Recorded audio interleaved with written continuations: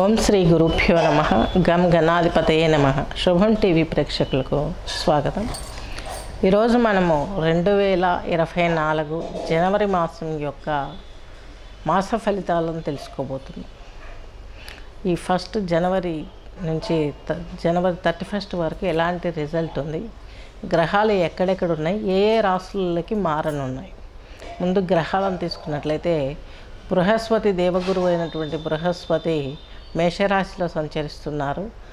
అలాగే రాహువు వచ్చేసి మీనరాశి సంచారము, శని భగవంతుడు కుంభరాశి సంచారము, అలాగే కుజుడు వచ్చేసి చక్కగా ఈ మాసం మొత్తం కూడాను ధనుస్సులోనే ఉంటారు. బుధుడు యొక్క రుజువర్తనలో 7వ తేదీ ధనుర్రాశి సంచారం చేస్తాడు. అక్కడి నుంచి ఆయన యొక్క ధనుర్రాశిలోనే ఉంటారు మాసాంతం వరకు కూడాను. అలాగే శుక్రుడు వచ్చేసి 18వ తేదీ జనవరి 18 వృశ్చికం వీడి ధనుర్రాశి సంచారం చేస్తారు. అలాగే చంద్రుడు వచ్చేసి సింహరాశి సంచారం ఉన్నారు. కేతు భగవానుడు వచ్చేసి ఈ యొక్క కన్యారాశి సంచారం చేస్తున్నారు. ఇది గ్రహచారం. ఇకపోతే ఈ యొక్క గోచార ఫలితాలను తెలుసుకునే ముందు మారబోయే గ్రహాలు ఏంటని తెలుసుకుంటే మేజర్గా రవి మనకు ఈ యొక్క ధనస్సు వీడి మకర సంచారం చేయనున్నారు 15వ తేదీ. అనగా మనకు పండగ నిండు పండగ రోజే వస్తుంది. ఈయన ధనుర్రాశి వీడి మకర సంక్రమం లేక వస్తారు. కాకపోతే వృశ్చిక రాశి వృశ్చిక లగ్నం తీసుకున్నట్లయితే విశాఖ 4వ పాదము, అనురాధ 4, జ్యేష్ఠ 4 కలిపి వృశ్చిక రాశి కిందికి వర్తిస్తుంది, వృశ్చిక లగ్నం కిందికి వర్తిస్తుంది. మీకు మీ రాశాధిపతి లగ్నాధిపతి మీ యొక్క 2వ ఇల్లు అయినటువంటి ధనస్సులో సంచరిస్తున్నారు. ఈ యొక్క జనవరి నెల మొత్తం కూడాను 2024. ఈయన మీకు సప్తమాధిపతి అలాగే వ్యయాధిపతి అయినటువంటి శుక్రుడు కూడాను కుజుడిని చేరబోతున్నారు 18th నుంచి. ఇంట్లో జీవిత భాగస్వామితో ఏదో ఒక వివాదాలు, పుణ్య కార్యక్రమాల కోసమే పూజలు, వివాహము, అక్కడి నుంచి గృహప్రవేశాలు, గృహారంభాలు, పర్చేజ్ చేయటం, వీటన్ని శుభకార్యాలే జరుగుతాయి. కానీ మాట పట్టింపు వస్తుంది. 2వ ఇంట్లో శుక్రుడు పరమశుభుడు.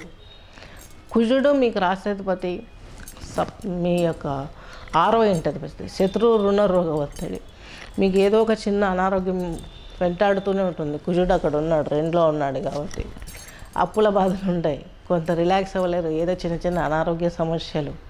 అలాగే జీవిత భాగస్వామితో ఎందుకు వస్తాయి, ఈ కార్యక్రమాలను చేసేటప్పుడు మీరు కొంత నీరసపడడం, తద్మూలకంగా కొంత ఇలాంటి విషయాలలో మీకు మాట పట్టింపులు ఇవన్నీ కొంత ఇబ్బంది కలిగే అవకాశం. ఇకపోతే మీరు సుబ్రహ్మణ్య ఆరాధన చేసుకున్నట్లయితే ఈ ప్రాబ్లమ్స్ అన్నిటికీ ఒక చెక్ పెట్టినట్లు అవుతుంది.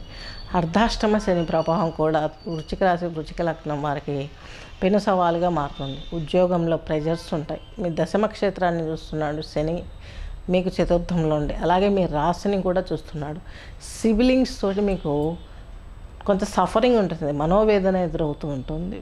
అలాగే తల్లిగారి యొక్క హెల్త్ విషయంలో కొంత మనోవేదన ఉంటుంది. తల్లి సోదరులు ఇద్దరు ఒకటైపోయేసి మిమ్మల్ని ఇబ్బంది పెట్టే కార్యక్రమాలు చేస్తారు ఈ విషయంలో. కాబట్టి ఇది వృశ్చిక రాశి వృశ్చిక లగ్నం వారు చాలా కేర్గా డీల్ చేయాలి. మీరు శుభకార్యం చేసే కర్త. వీళ్ళందరూ కూడా పూజకైనా, వివాహానికైనా, గృహప్రవేశానికైనా, ఎనీ శుభకార్యం మీకు ప్రెజర్స్ ఉండే అవకాశం ఉంది.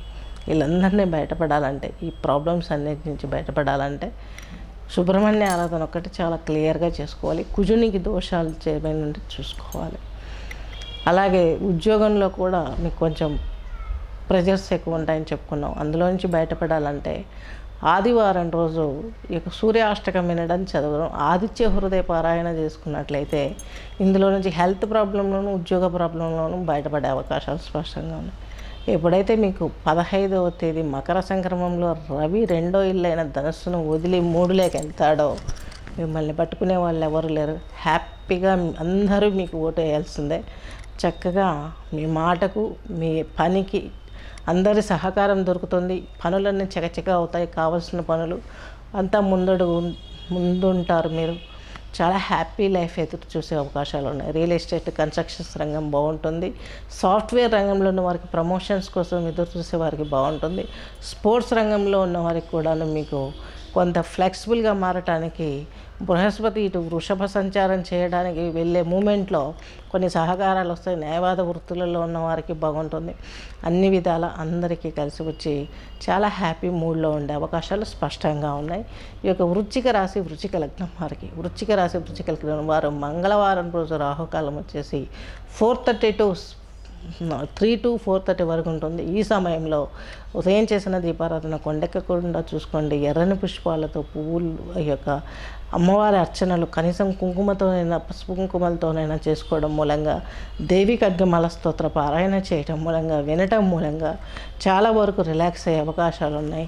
మీరు ఆచరించవలసినటువంటి ముద్ర ఈ యొక్క జలముద్ర, వరుణ ముద్ర. ఓం శ్రీ తిరువనాక్వలై ఈశ్వరాయ నమః అని 5 నిమిషాల శ్వాస మీద దృష్టి పెట్టగలరు. శుభం.